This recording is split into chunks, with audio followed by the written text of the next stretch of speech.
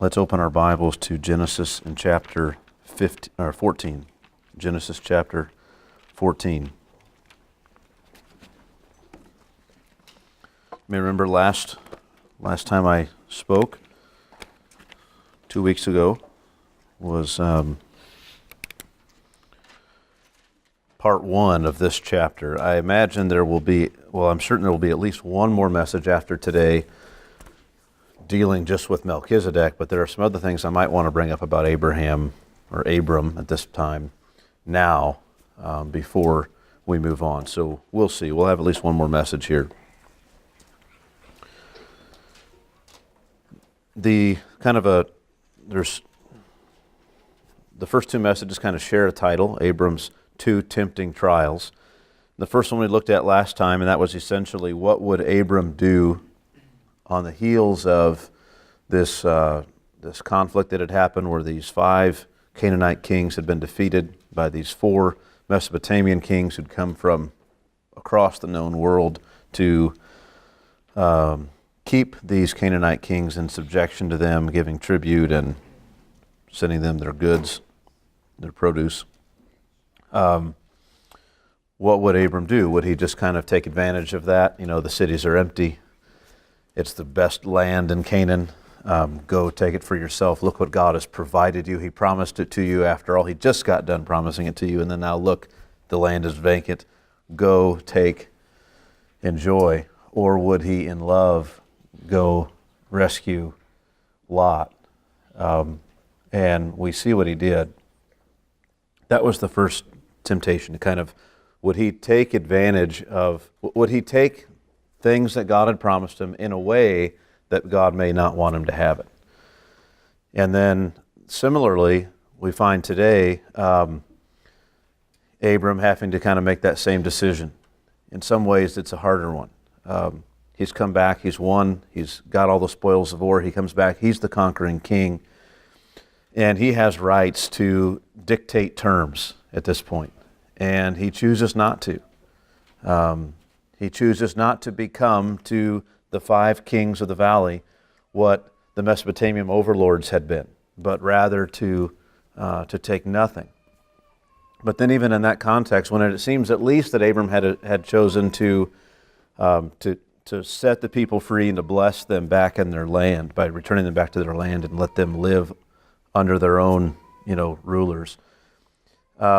There's this offer that comes to Abram from the king of Sodom, who has traveled to meet Abram on the way before he gets back, and with a proposal that will associate Abram with them. It will probably win Abram.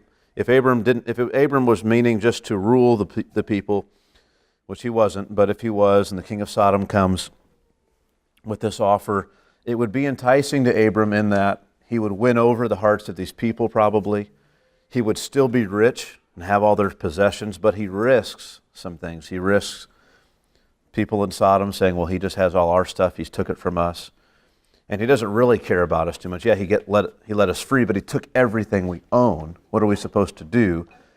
And God's tarnished in all of that. And so there's this temptation again he's faced with to kind of make a name for himself and enrich himself in many of the ways God promised would happen, but which are things God promised would happen, but to do it in a way that would be completely contradictory to the way God would have him to bless others in the way that God has been with him.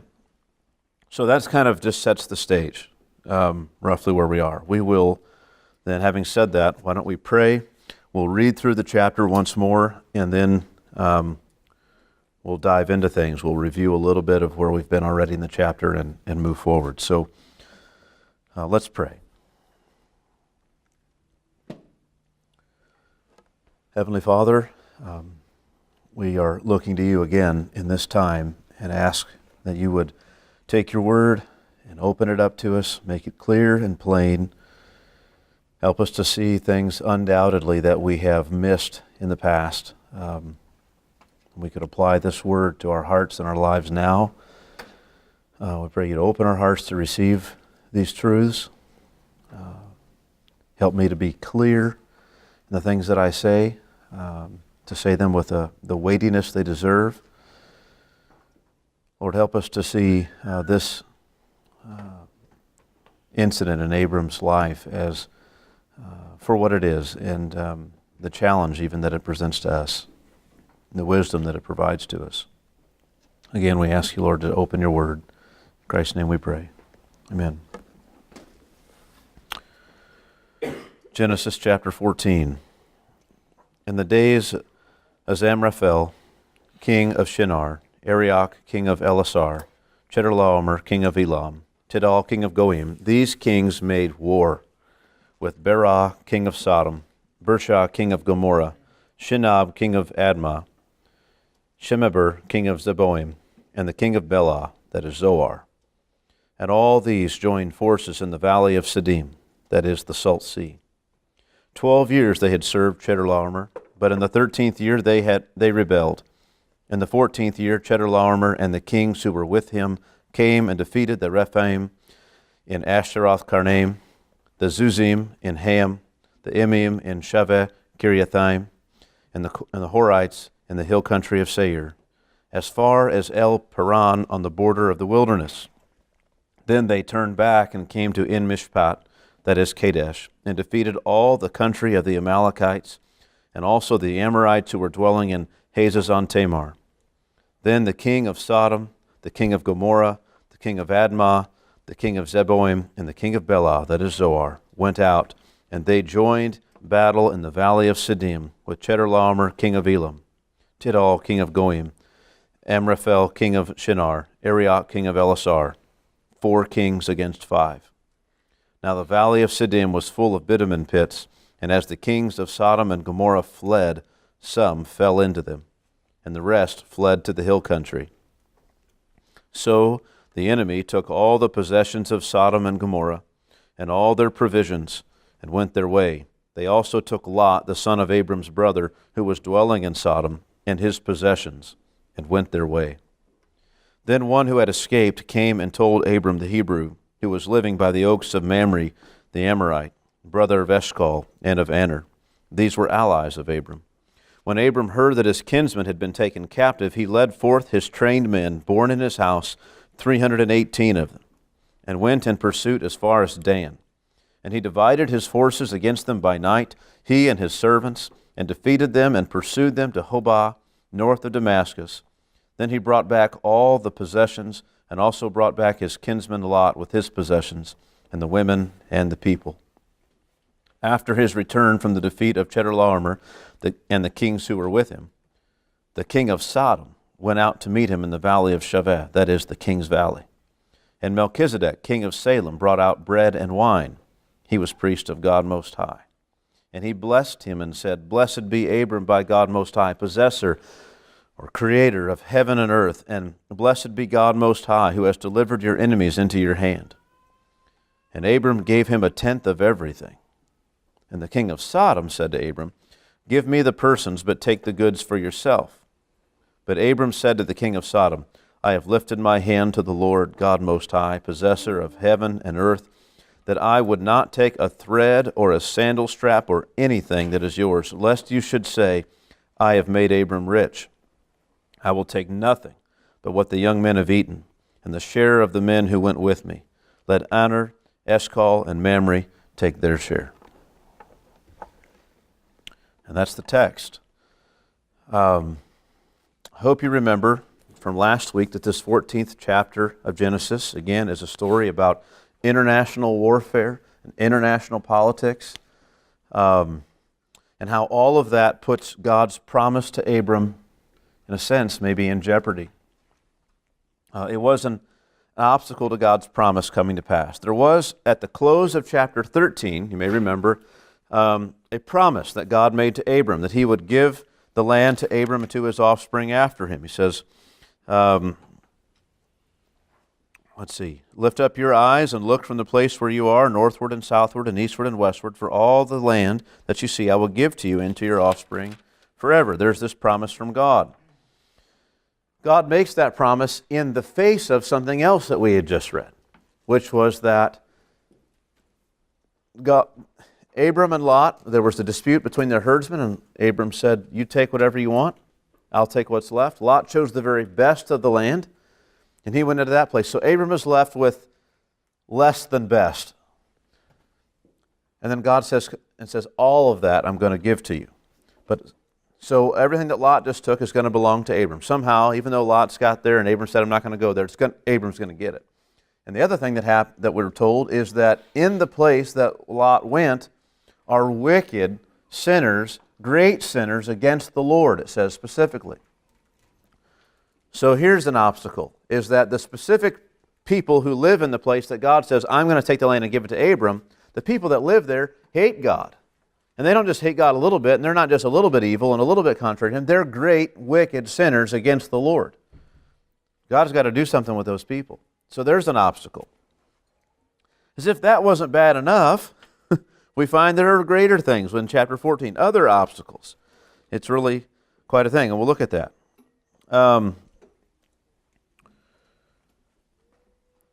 But in the end of chapter 13, it sounds almost sedated and peaceful. Like they just kind of, Abraham and Lot went their way. God said, look, don't worry, one day it's all going to be yours and to your descendants.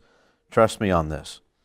So Abram need only to wait and see God deliver it all into his hands. But then at the beginning of chapter 14, we read that these wicked people who live in Sodom and Gomorrah and these other cities in the best parts of the land, who are led by their evil kings, led a revolt against their Mesopotamian overlords.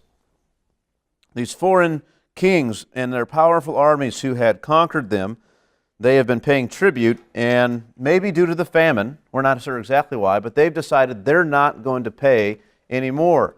And so they don't. And it's not good.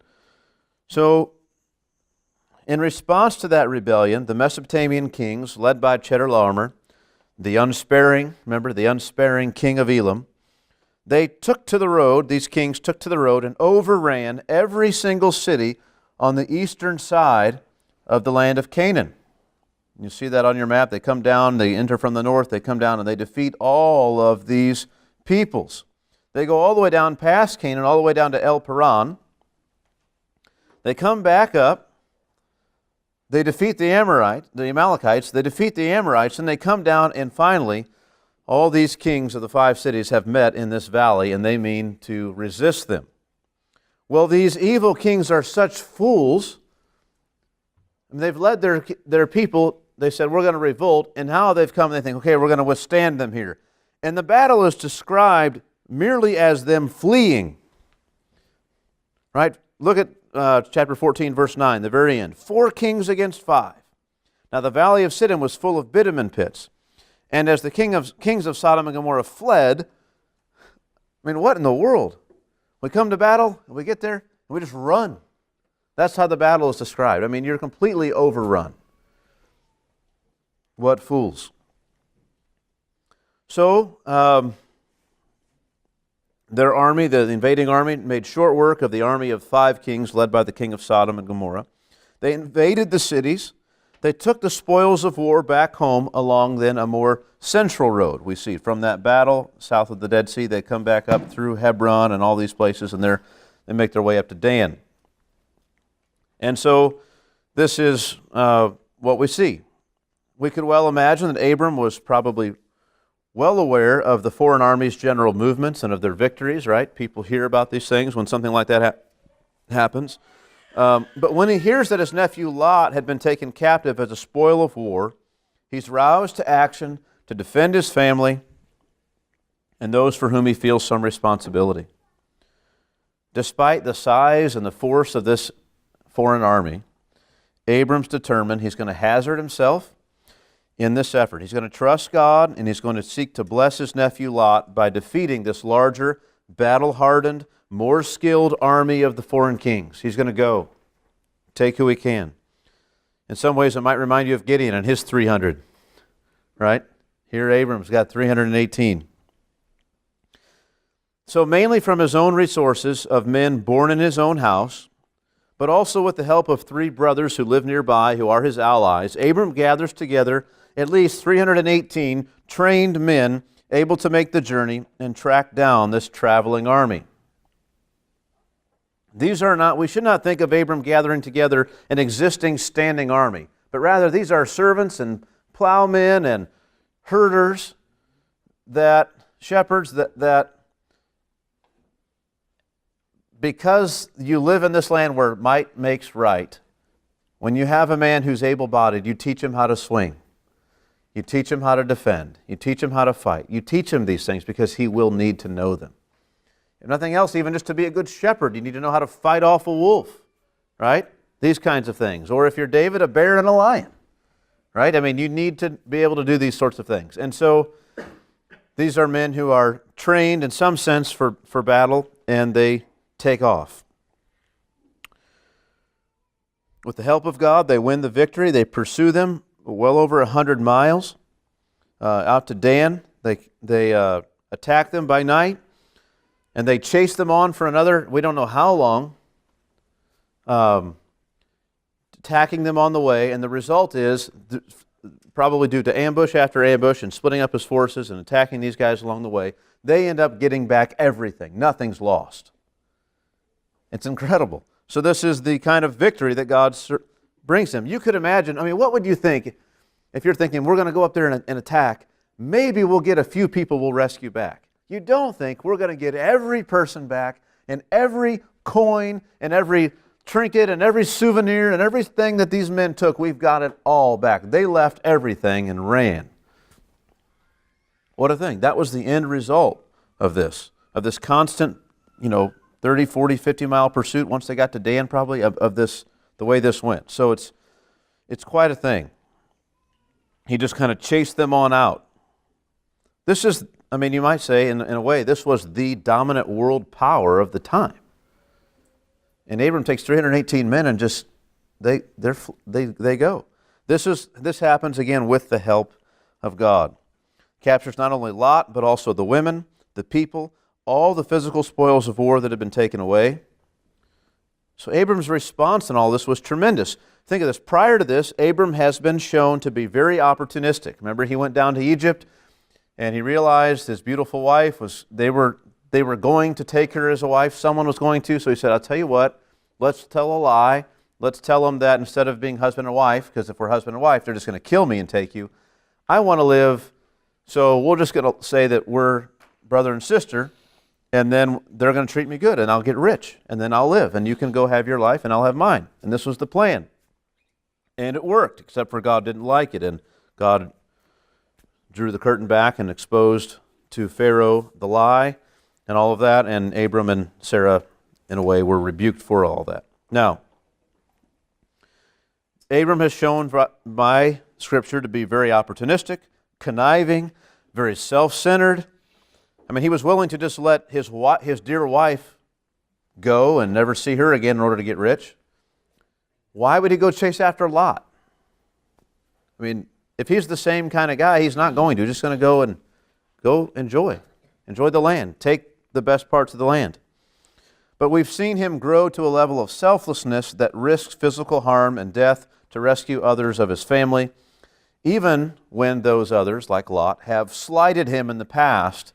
And not, when he gave Lot his choice of the land, Lot didn't say, well, I'll tell you what, for 1 month I'll live over in this land, and then I'll go over here, and you'll have the good parts of the land. Lot just said, I'll take everything associated with this nice part of the land. I'll take it all. You take what's left. So Abram certainly had been slighted. He had reason to think poorly of Lot and to not want to do him good. But here Abram is willing to risk for the good of others.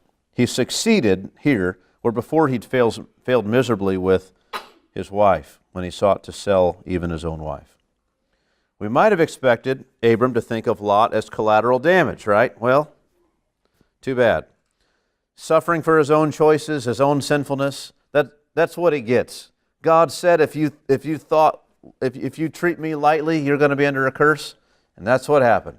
Here Lot was thinking lightly of me, treating me lightly. And look at this. He got his just deserts. That has nothing to do with me. I'll go inherit the land. You could interpret it that way if you really wanted to. But doing that reveals less about God's promise and more about your own heart. Right? If you see the downfall of others and you say, good riddance, that's what they deserved. Yep. And you're not broken for them, you don't say, how might I help them? That reveals more about your own character than it does about what God has said would happen.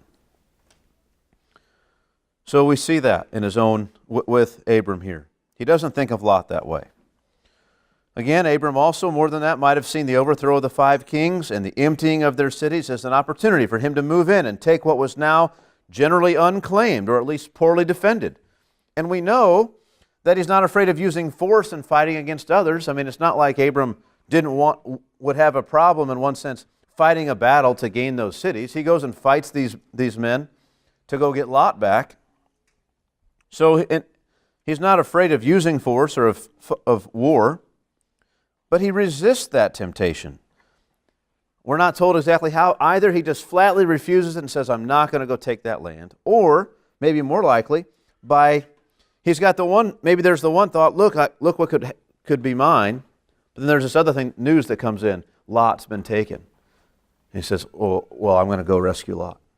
So it's either he just refuses this idea completely and says, no, I'm not going to entertain the thought of taking those cities, or that's still maybe lingering in his mind, but he hears about his nephew Lot, and he says, well, that's the most important thing. I've got to go get him.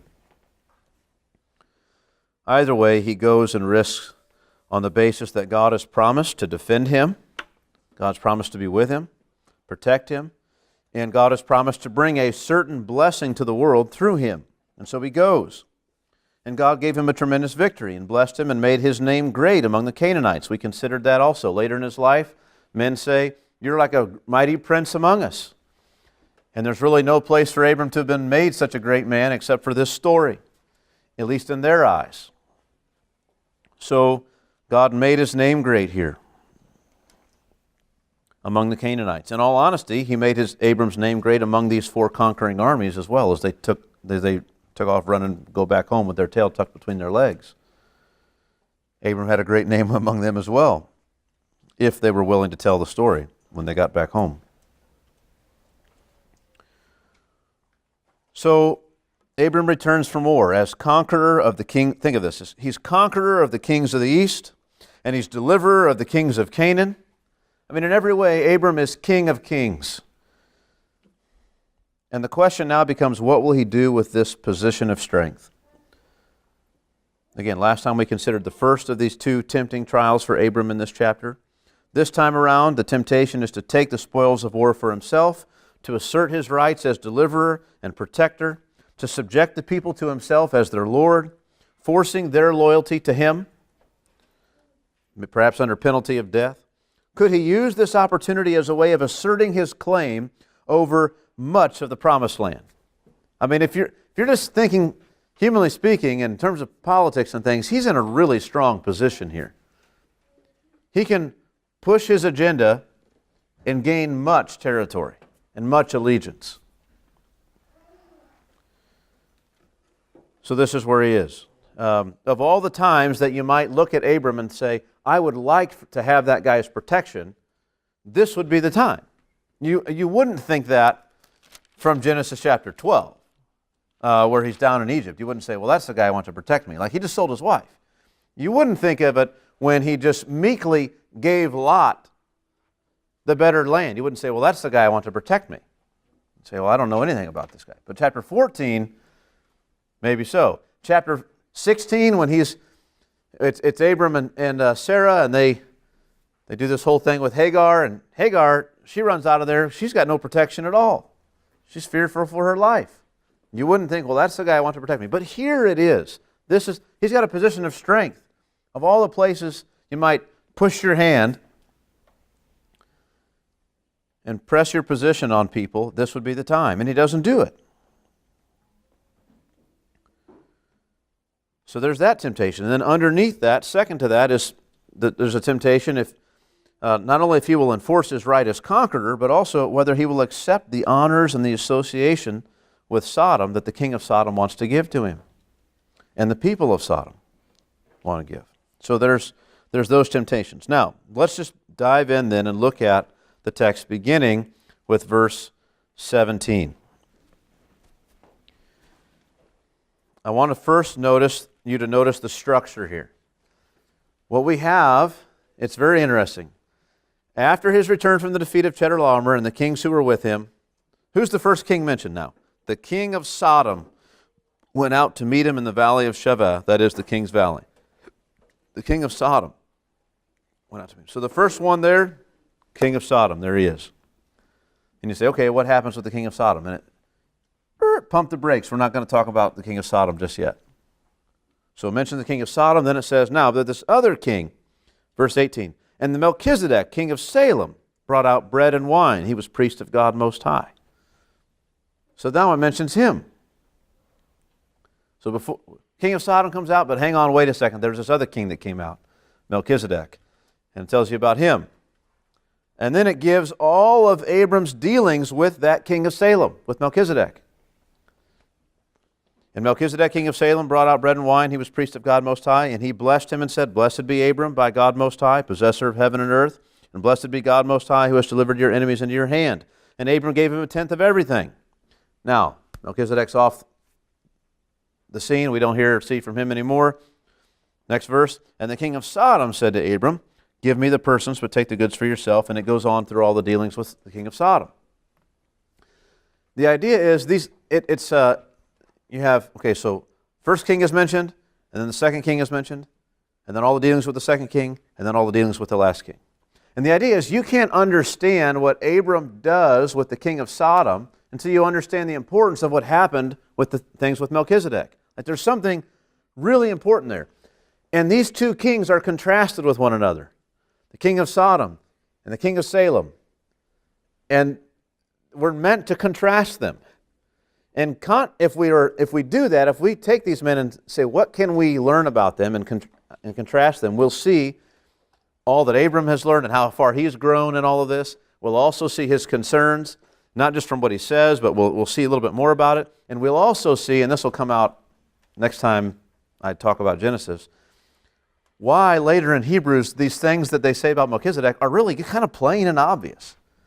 And it won't be this mysterious thing for you. So let's take our cues and say, you know, he mentions the king of Sodom, and then he says, okay, but know this about the king of Melchizedek, and look what happened there, and then now let's return to finish out the story of what happened with the king of Sodom. So that's what we're going to do. So again, the king of Sodom comes out to meet him, then the king of Salem comes out, then you have the dealings with the king of Salem, and then dealings with the king of Sodom. So these two kings, and everything about them, and Abram's response to each king, these things are all meant to be contrasted with one another. So let's begin then and contrast between the two men, or the text does. Verse 17, after his return from the defeat of Chedorlaomer and the kings who were with him, the king of Sodom went out to meet him at the valley of Shaveh, that is, the king's valley. Let's just look first of all. It's not on your map. I really kind of bemoan that, but let me tell you, if you look on your map, just find Sodom, if you haven't, kind of right there by that peninsula there in the Dead Sea. That's basically where we think it is, maybe a little bit further south from that, but that's kind of where we're talking about. And then does anyone see Salem on their return journey back? You see where Jerusalem is there? Okay. He is trapped. This Valley of the Kings is just southeast of Jerusalem. Like you almost couldn't put it anywhere outside of the dot from Salem. That's like where it is. It's right there. He's traveled from Sodom all the way up to there to meet Abram. So he's on his way. So he's gotten word about the victory, and before Abram's made it back with all the spoils of war and everything and all the people, he goes out there to go meet him. Now, what do we know about the king of Sodom? Just from chapters 13 and 14, we know this. His name is Berah. We know he was king of Sodom, a city which was situated in the most lush and productive part of Canaan. We know he was very wealthy, if he was king of that town. We know he is the leader of a people who are well known for their sinfulness and their degradation and the great evils that they seem to love and relish. We know that. We don't have to read any further in the story to know that. We know that from what we've read so far. We know that he led his people in a very foolish rebellion, which got many of them killed, many more carried off and abused, and most of all of their valuable possessions stolen and taken. This is not the guy you want to be your king in any way.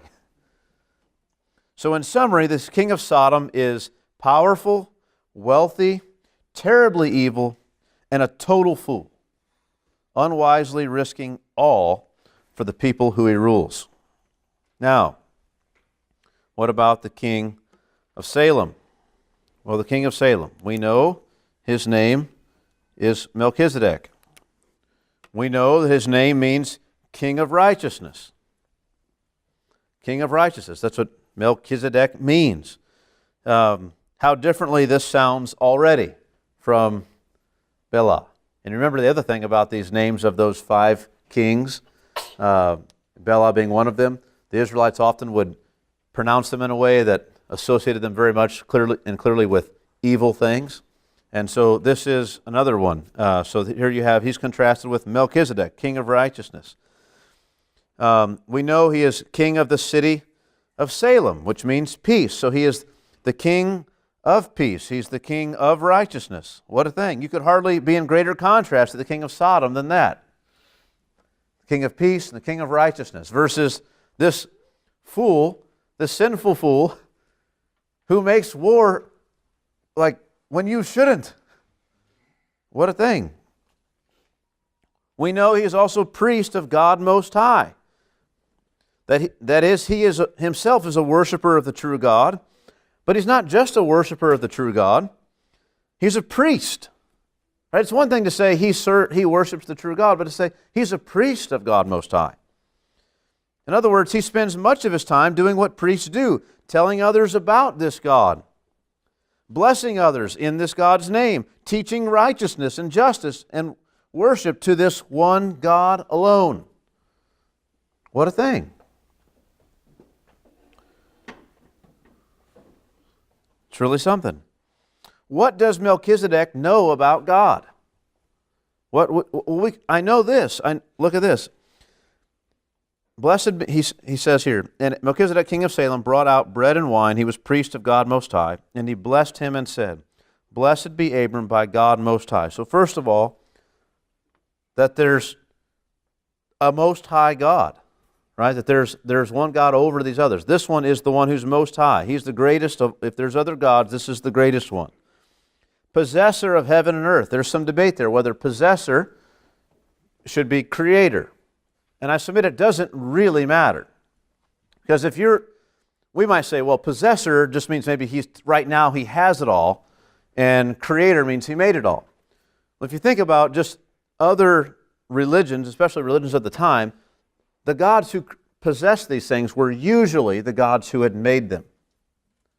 Right? Or the object was itself the god, oftentimes. Does that make sense? So, in this sense, it's like if he's possessor of it all belongs to him. He's the one to whom it all belongs. He takes ownership of everything. In a sense, it's a monotheistic statement at this time in history to say one God possesses all of it. All of heaven and earth is a monotheistic statement. So he believes in one true God. If the statement means creator of heaven and earth, then we can say he also believes in one true God who created everything. He's a spirit. Everything else is something different. He would believe that. It says, and blessed be God Most High, who has delivered your enemies into your hand. He also believes this God steps into history and decides the fate of people and gives victory to one army over another, to this small band over this great invading army. So this is the king of Salem, Melchizedek. He knows at least those things about God. We just see that right from the text. Probably a whole lot more. Now, and he's practiced in all of this, right? He's a priest. He's not just a worshiper, he's a priest. He makes this his business to do this. I don't mean like he's making money at it. I mean he makes it his mission. How about that? That's better. To be a priest of God. What a contrast with the king of Sodom. Now, so here these two men are. Now let's look at then Abram's response to each man. Beginning in verse 18. And Melchizedek, king of Salem, brought out bread and wine, parentheses, at least it's parentheses in mine, he was priest of God Most High. Now, if you were traveling, in fact, Abram does this later. Men travel, they near where he lives, and he runs out to meet them, to provide them with food. Quick, make all this, make all the cakes, and let's have this and that. And he's going to, just kill a calf and all this, and he's going to go and they're going to eat. Well, here, Melchizedek comes out and he brings out bread and wine, which those are mentioned specifically, and we can think about maybe why those are mentioned typologically, and that's all just, okay, interesting perhaps. But maybe meaning just bread and wine, maybe meaning bread and wine to refer to, he brings them out food for sustenance, bread and wine. And good ones at that, right? Not just the crumbs or the stale bread, but the best stuff he brings out to him. But there's this explanation. He was priest of God Most High. He doesn't bring out the bread and wine as a neighboring king to sustain Abram and all his people. He brings it out as a priest. His action is to be interpreted as a priestly action. So he's coming back, and here Abram's coming back from a victory that God had earned for him and God had won for him. And as he returns, this priest of God comes out with bread and wine for a meal, to rejoice with him, to celebrate with him at the victory, just as he says, "Blessed be Abram by God Most High, possessor of heaven and earth, and blessed be God Most High, who has delivered your enemies into your hands." He acknowledges with Abram and celebrates with Abram the victory that God has given him. But he doesn't go out there as a friend. He comes out as a priest. He comes out in a sense as a representative of God, of the one true God, the Most High God, possessor of heaven and earth, and says, "Here, Abram, I want to meet you." And as a priest of God, it's as though before God had spoken to Abram in Ur of the Chaldeans, then God had appeared to Abram in the land, then Abram had made altars where he would pray to God and seek God. Then other times God spoke to him, and now God visits him through this priest. Now Abram is having a dealing with God through the priest. And this man comes out and he wants to have this celebratory supper, in a sense, with Abram, celebrating the victory God has given him. And right there in the face of the king of Sodom, who's right there, what's he doing? He's proclaiming the blessing of God. He's attributing all of this to God. This belongs to God, and Abram, in his relationship with God, is the reason all this has happened. He professes that to Abram. Abram, of course, acknowledges it, and what does Abram do? He gave him a tenth of everything. So the priest comes out from God, as though he's got a word from God. Melchizedek comes and he says, here's this blessing for you, and let's bless God who's provided all this for you and done these things for you. Abram recognizes that. He recognizes partly in Melchizedek a kindred spirit, right? One who's worshiping the same God, acknowledging the same God, depending on the same God. But he also recognizes in Melchizedek a priest of God, one who's, in a sense, at least at this time with his relationship with God, farther along in his knowledge of God. And so Abram gives a tithe. He gives a tenth. If I want to give of the spoils of war to some way to acknowledge God, where do I give it? I give it to this one who's God's priest. And he'll take it. He gives him that. You see some humility of Abram in Abram there, that he recognizes that Melchizedek is in some way farther along. He could have, you might think, what could he have done? What else could he have done? Well, he could have said, Melchizedek could have come out there and said, "Blessed be God." I said, "Yes, blessed be him, and thank you for this food, and be on your way, little king." Right? I mean, it wasn't, I'm the conquering hero, but it wasn't that way. He saw in Melchizedek something greater than what he himself presently had in terms of his knowledge of God. And he blessed him. Or Melchizedek blessed him. He accepted that blessing, and he gave a tithe. And so we see that. So that's part of his response. We see his response there. That's his response to the king of Salem in general. Now, what is his response to the king of Sodom? And the king of Sodom said to Abram, "Give me the persons, but take the goods for yourself." And this is just about as bold and audacious as it could be. I mean, it smacks of the foolishness that sparked the rebellion to begin with. And what are you doing? This guy, he's a Hebrew, right? He's a migrant out there on the edges of society. You guys have just gotten thoroughly defeated in your battle.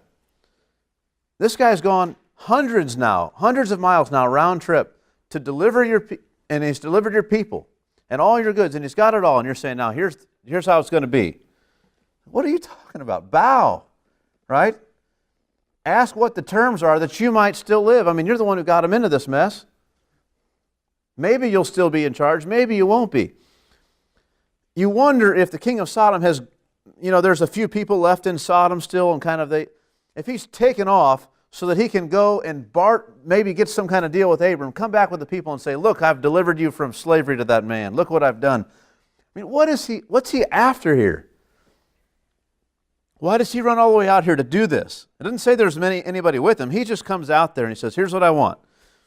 Give me the people and you can take all the goods for yourself. Is this maybe the starting position for his negotiations? He's saying, look, you give me all the people and you take all the stuff, and then maybe Abram would say, well, I'll give you the people, but you're going to owe me this, and every year it's going to... I don't know what he's thinking, how negotiations might go.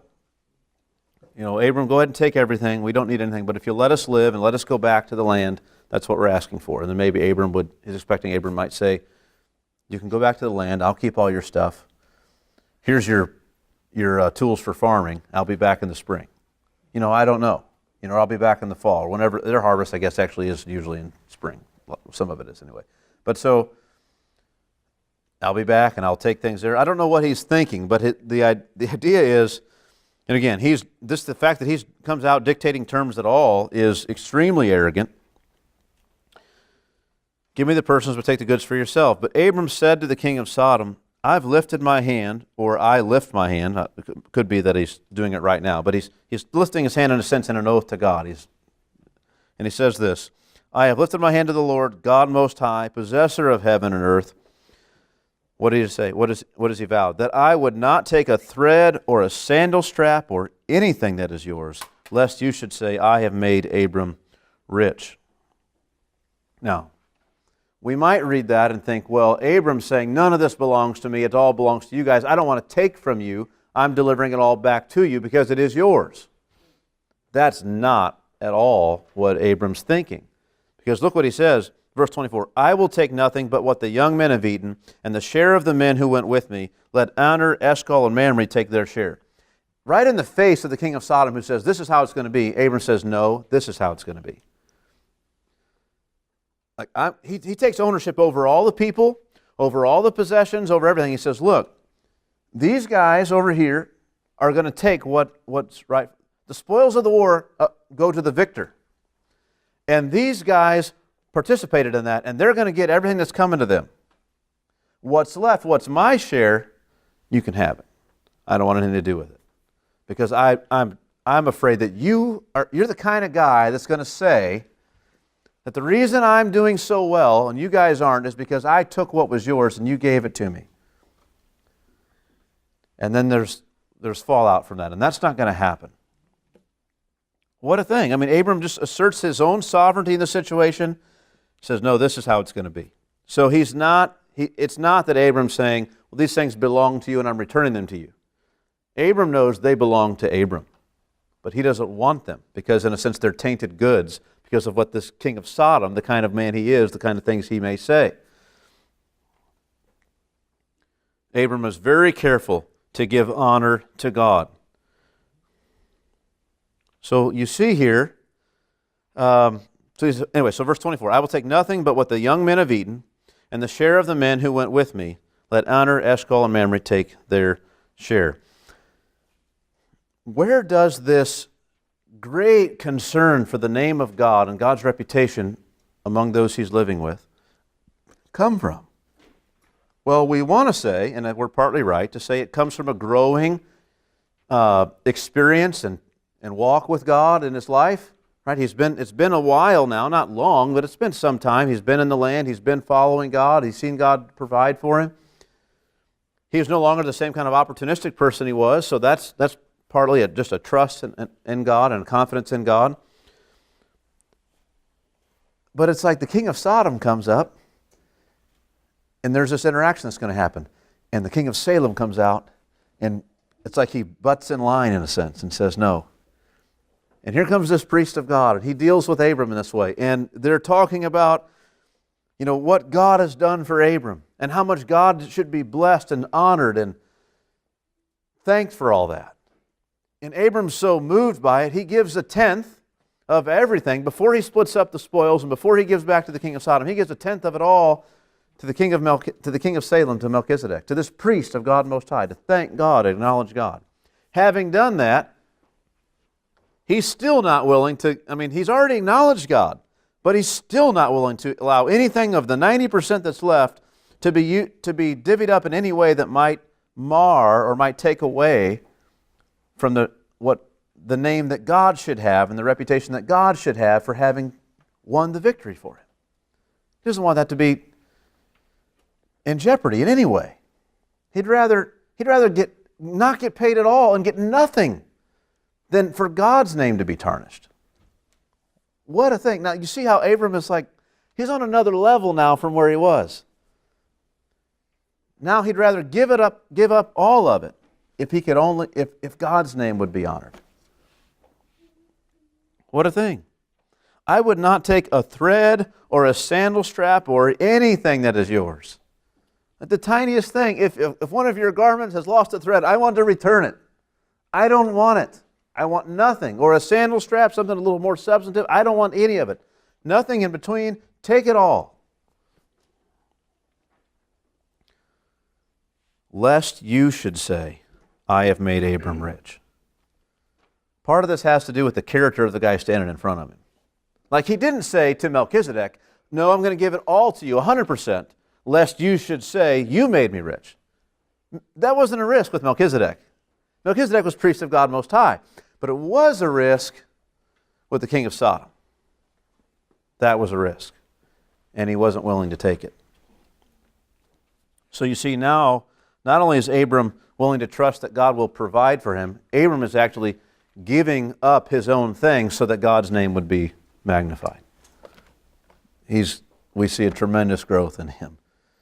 In many ways, this is a more severe trial than to go get Lot. This is a more severe trial, a more intense trial, a more inward trial, more searching. So those are the contrasts.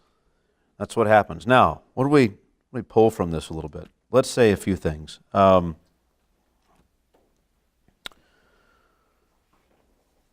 think the first place I want to go, I've got a couple things I want to say. Let's say, first of all, that Abram is so far removed from the person he once was, this self-seeking man. It's almost as though let me back up, because I need to set the stage for this a little bit. What are the people of Sodom like? They are great and wicked sinners against the Lord. Now, Abram has gone up and just freed them all. And he has been traveling with them down through the land. What do you suppose the campside conversations were, the fireside conversations? What do you think these were like in the camp as they were traveling? What sort of sins and vulgar expressions and drunkenness do you think he was experiencing and witnessing as they were traveling through? These are the people. Right? They're not changed because they're with Abram. They're not just all of a sudden, they're just godly people. Right? And they're rejoicing. They're so happy. They're safe now. They were on the edge of despair. Maybe some of them have seen their spouses or loved ones killed in the battle. They've been taken off. Everything was gone. They thought it was over. And they're all coming back. And this is the kind of thing that when these kinds of things happen in people's lives who don't know God, they get trashed. There's like no rules. Anything goes. So he comes and he's witnessing all this, and he comes down, and then now the king of Sodom is there, and he's saying, no, give me all the people and you can take everything. He gets back after dealing with these people, and here's their king, and he's just conniving, and he's just trying to work this thing out, and it's just like, Abram just says, no, like you guys just here, take everything, you just go your way. The last thing I want is for you, any of you to think that you had anything to do with what God is doing here and blessing me. There's nothing to do with that. Just go. It's almost as though Abram does here what the Lord does, like in Romans 1. When men refuse to acknowledge Him, refuse to give Him thanks, there's a point where He just hands them over to their own foolishness, to their own darkness. An amazing thing that we learn is, it doesn't say it explicitly here, but we learn it later in the story, dear Lot, went with them. He left Abram again. What in the world? I mean, you thought your association with these people has hurt you bad enough already. He goes on. Leaves them in a sense, lets them alone to themselves. He's delivered them. He's blessed them in that sense. He's provided them with everything they could need. Their king comes back. And he just says, just go. Just go back. Go back to your land. It's fine. There's no associations here. It's not that he's unwilling to talk with them, or if they wanted to talk about God that he would, but just in terms of an alliance, this is not going to happen. You guys just go your way. And I don't want any remaining threads of attachment between us in terms of, well, you have our goods or anything like that. Just, it's over. In a sense, it's like he didn't go into battle for them. He went into battle for Lot. And then God gave this amazing victory, greater than he could hope. And he wants to make sure God's honored, and nothing takes away from the honor God should get in all of that. And he goes, and he just let these wicked sinners against God, they're so hostile to him, let them alone. What partnership has light with darkness? Right? So, there we are. Now, what else? I want you to turn with me to Deuteronomy chapter 20. Deuteronomy 20. And there are some laws in Israel concerning warfare that you will see Abram, without the law written down, was obeying and following. That is to say, he being without the law of God was living with it written on his heart. Does that make sense? He doesn't have the law. He didn't have what God told Moses. He's just living as seems right to him before God. And what we find is many of the things God wanted later from Israel, Abram's doing them. Now, Deuteronomy 20, verses 1 through 15. We'll look at also verse 17 later. But when you go out to war against your enemies and see horses and chariots and an army larger than your own, an army, what do we say, larger than your own? Sounds familiar? You shall not be afraid of them, for the Lord your God is with you. Just what Abram believed, who brought you up out of the land of Egypt. And when you draw near to battle, the priest shall come forward and speak to the people and shall say to them, Hear, O Israel, today you are drawing near for battle against your enemies. Let not your heart faint. Do not fear or panic or be in dread of them. Why? For the Lord your God is he who goes with you to fight for you against your enemies, to give you the victory. This is the same thing as Abram was later concerned that God's reputation be maintained in these areas, that he would be honored as having done that. Then the officers shall speak to the people, saying, Is there any man who has built a new house and has not dedicated it? Let him go back to his house, lest he die in the battle, and another man dedicate it. And is there any man who has planted a vineyard and has not enjoyed its fruit? Let him go back to his house, lest he die in the battle, and another man enjoy its fruit. And is there any man who has betrothed a wife and has not taken her? Let him go back to his house, lest he die in the battle, and another man take her. And the officers shall speak further to the people and say, Is there any man who is fearful and faint-hearted? Let him go back to his house, lest he make the heart of his fellows melt like his own. And when the officers have finished speaking to the people, then commanders shall be appointed at the head of the people. When you draw near to a city to fight against it, offer terms of peace to it. And if it responds to you peaceably and it opens to you, then all the people who are found in it shall do forced labor for you and shall serve you. But if it makes no peace with you, but makes war against you, then you shall besiege it. And when the Lord your God gives it into your hand, you shall put all its males to the sword. But the women and the little ones, and the livestock, and everything else in the city, all its spoil you shall take as plunder for yourselves. You have that right to take it. And you shall enjoy the spoil of your enemies, which the Lord your God has given you. Thus you shall do to all the cities that are far from you, which are not cities of the nations here. Right? The Canaanite cities, we know, of course, were to have nothing to do with. Look at this. But in the cities of these peoples that the Lord your God is giving you for inheritance, what do you do with the goods of the people who are in Canaan? Right? Let me stop for a second. Why is it that the Canaanite peoples are going to be driven out of the land later when the Israelites come? Because of their great wickedness. That's why they had to wait the 400 years. Right? The iniquity of the Amorites wasn't yet complete. God was going to use them So in some way, the Canaanite people are, in a sense, more wicked than other sinners. Verse 16, but in the cities of these peoples that the Lord your God is giving you for an inheritance, you shall save alive nothing that breathes, but you shall devote them to complete destruction, the Hittites and the Amorites, the Canaanites and the Perizzites, the Hivites and the Jebusites, as the Lord your God has commanded.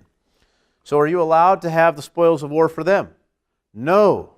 Why? Well, the associations that would follow, the temptations that would follow, things afterwards would be an issue. And if we read other scriptures where he says that, he says, look, we don't want you to, God says, I don't want you to be led aside by their gods, their false gods, and worship in that way. So Abram's concerned with this as well. So you see in this text several areas where, as the people were instructed to conduct themselves in war, Abram's doing already. And his main concerns in his heart that come out in the text are the same concerns that God has, that the people would honor him in those same ways. That's my point, just to demonstrate the righteousness of Abram here. That even the law itself legislates on the basis of the concerns that Abram has in his heart. I think it's a help to see that. It's wonderful to see that in Abram's life. Now, in closing, a couple things. Abram, you see with the king of Sodom, he's discerning enough to see the dangers of accepting the offer and the riches of Sodom. Sodom's probably the most wealthy of all these cities at the time, in terms of per capita. I mean, it's this lush area. It seems like the king of Sodom is kind of the leader of these other 5 cities. Among the kings, he seems to be the one who's most in charge.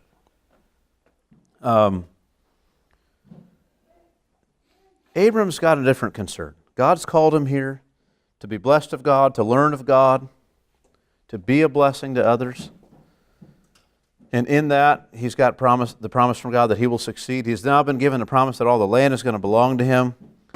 He doesn't need to go fight for it and conquer it himself. God's going to give it to him.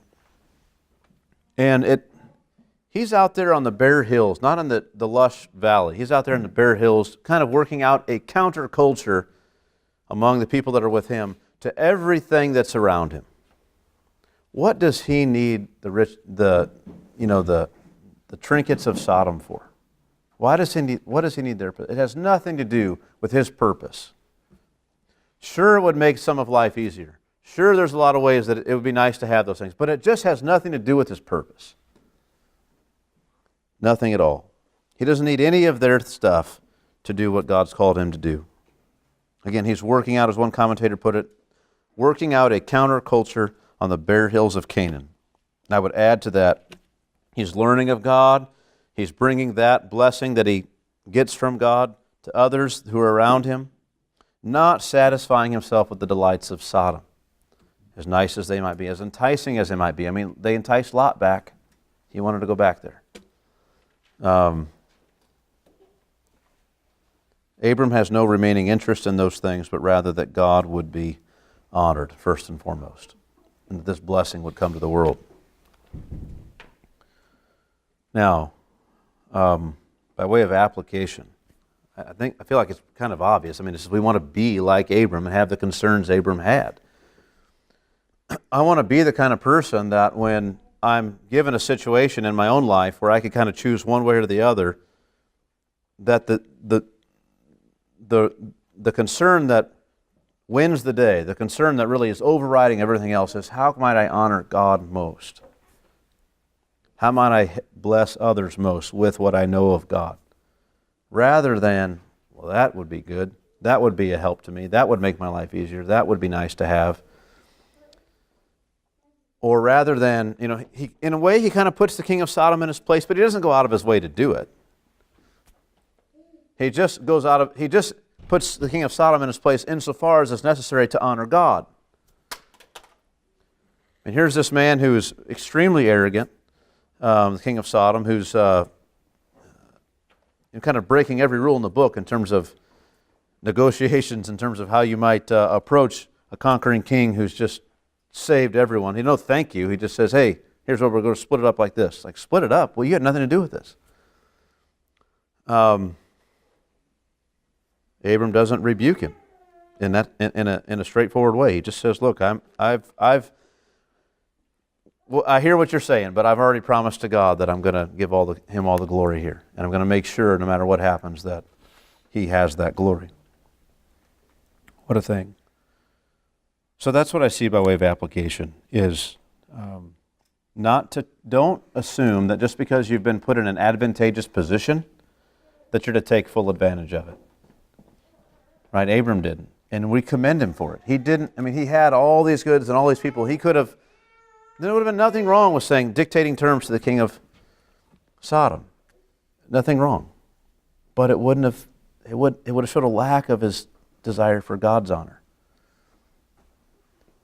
It would just mean that it wasn't necessarily sinful, but he could have done so much more. It would have been what the New Testament calls sinful. We fell short of the glory of God. We fell short of what we could have done and we ought to have wanted to do. It just wasn't in our heart to do it. So I want to embody more of Abram's concern here. I want that to be part of my life. Father Abraham, I want to have his faith. I want to walk with God the way he walked with God. And we'll see, it's not long and he's in sin again, but we see him continuing to grow and mature. This story doesn't end here. There are other failures, there are other victories, thank goodness, there are many other victories in his life. And he's growing. What we see here is he's grown tremendously. He's the kind of man now that you could walk. A couple chapters ago, you really wouldn't want to associate with Abram. You said, if I get around Abram very much, he's not a very good influence on me. But now Abram's like, you want to be with Abram. It's like, I want to be with the guy who in everything he's doing, he's thinking, how can I honor God? How can I get credit for God in this? What a difference. So again, we see just what we learned later in Genesis. God says, I've chosen Abram that he may command his children and his household after him to keep the way of the Lord by doing righteousness and justice, so that the Lord may bring to Abraham what he has promised him. God says, that I'm going to show him what I'm getting ready to do to Sodom and Gomorrah because I want him to learn these lessons. And this is what God's about. He's teaching him these lessons, growing him, maturing him, making him become, at the end of his life, at the end of his days, something he certainly wasn't when God started with him. So take encouragement from that, but also take direction from that. All right, that's all I have. Any questions or comments on anything today?